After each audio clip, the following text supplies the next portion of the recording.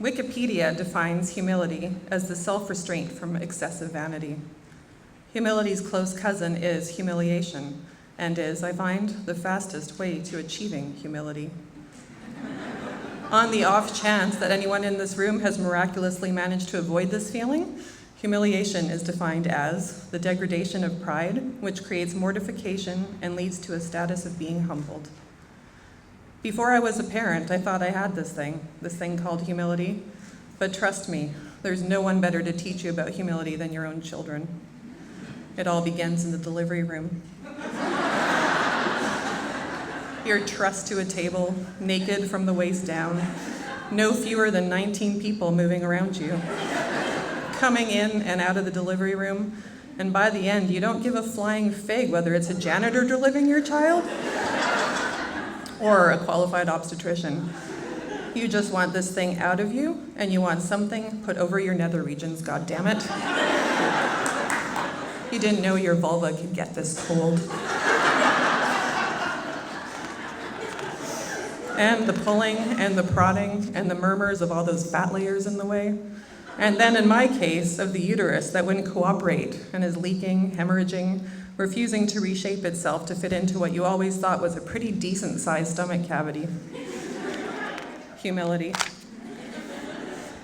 After giving birth, you have to leave the house at some point, though you do try to avoid it for as long as humanly possible. A newborn? Check. 2-year-old brother? Check. I got this, you think, feeling pretty damn proud of yourself. Until, hours later, you catch your reflection in the mirror at Tim Hortons. And you realize there's a gigantic smear of baby poop on your cheek. You've literally been walking around with crap on your face, trying to put your best foot forward, your best face forward, but that face is covered in shit. And it's not even your own. Then they learn to talk to anyone who will listen. I was pretty introverted and self-conscious before having children, and then I was blessed with a spirited child. Much nicer word than asshole, don't you think?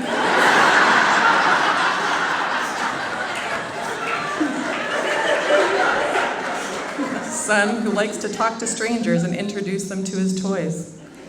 How about a stuffed snake he called Too Horny? Or a stuffed monkey with black fur inexplicably named Whitey.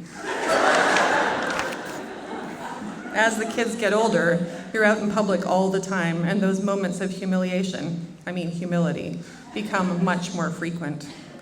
A son who pronounces sandwich as some bitch really loud in the store. A daughter who's prone to cataclysmic tantrums because her shoes don't feel quite right. Whisper screaming at your children fighting in the public library, giving their shoulders that lobster claw of death. You know, we've all done it. Then having your new neighbor taking that opportune moment to tap you on the shoulder and introduce herself. Catching a stranger's eye right after you threaten your child's life for the 10,000th time that day. Having a child who says, "Jesus Christ, that's beautiful," to that one religious aunt. How about when you tell that little white lie to the judgy parent, you know the one, that you rarely ever go to McDonald's, and your child suddenly develops an amazing recall of every single visit you've had there in the last 2 years. Hearing your daughter talk to a school friend whose mother is expecting, loudly proclaiming to her friend, "My mom can't have any more kids, I ruined her."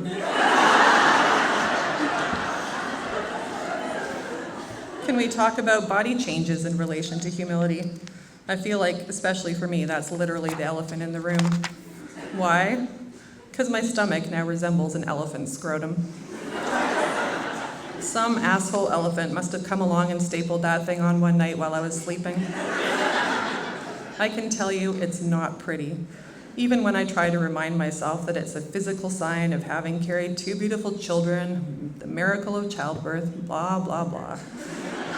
When you're looking in the mirror, that shit don't fly. Humility.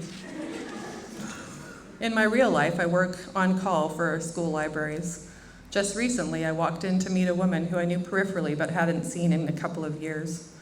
I'm extremely self-conscious of the stomach I now carry, poorly, and tend to wear big flowy tops to cover this fact.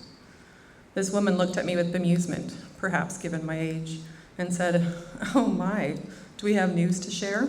indicating with a raised eyebrow, looking pointedly at my belly.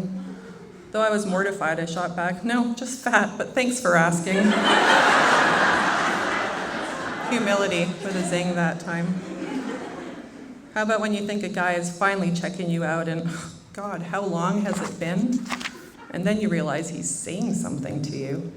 You lean in, a coy smile playing on your face, and he says, "You've dropped something," as he points to the Imodium package that's fallen out of your purse. Yep, sexy as hell you are.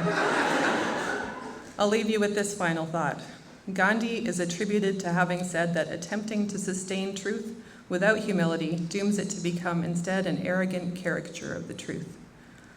I am nothing if not truthful as hell, much the same as many of the other people who have walked the path of trying to raise other small humans honestly and sincerely. I believe that this truthfulness is what we need more of in a world where we're often trying to craft the perfect exterior, the having this all attitude, and those social media accounts. I'm a proud member of that army who stands against it, who says, "Look what's brought me to my knees today, and yet I've survived." Humility.